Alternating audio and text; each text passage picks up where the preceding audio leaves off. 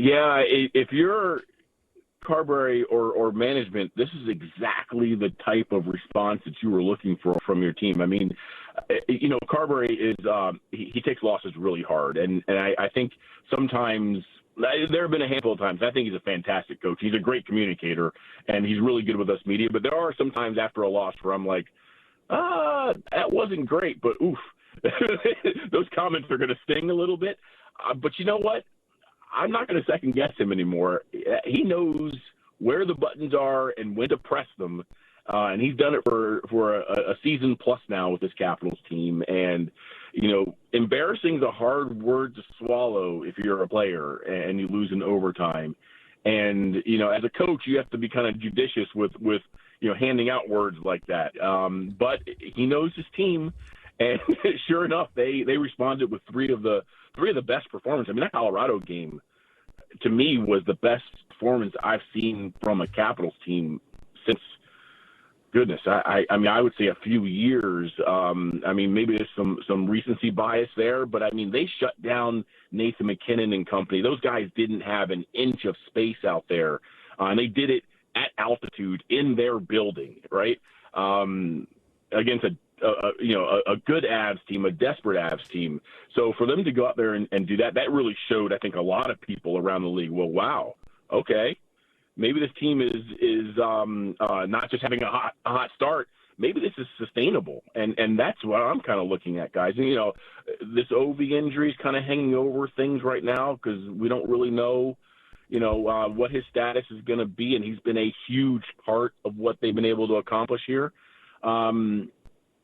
That said, all these goals they're scoring, as well as they're playing defensively, they're getting the timely saves from their two goaltenders.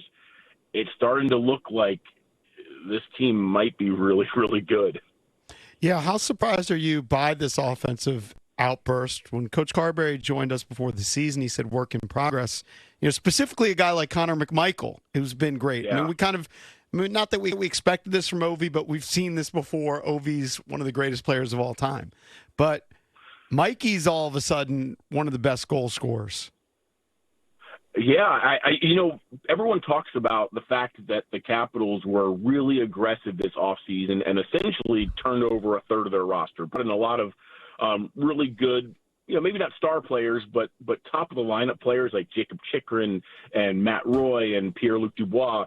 But I think not enough credit, at least early on, but I think maybe people are starting to pay attention now, has been the improvement, and this is coaching and development, the improvement of the players already on the roster. You mentioned McMichael there with 12 goals. He had 18 all of last year.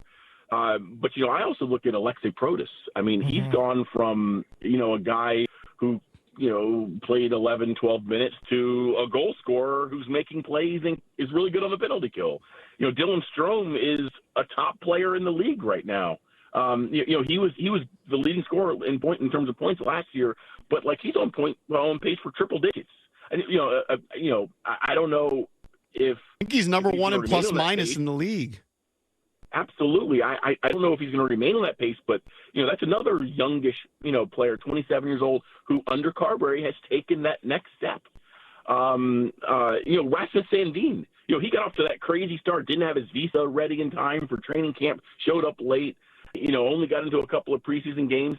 It looked like it took a little bit for him to find his way, and now he's, blossoming into this really, really good two-way defenseman who's, scoring goals, but also playing well in his own end. So, you talk about the new guys and their contributions, but McMichael, Protas, Strome, Sandin, even Faravari to a certain extent have all taken not just the next step, but a big next step in their development. I think a lot of that goes to the coaching staff.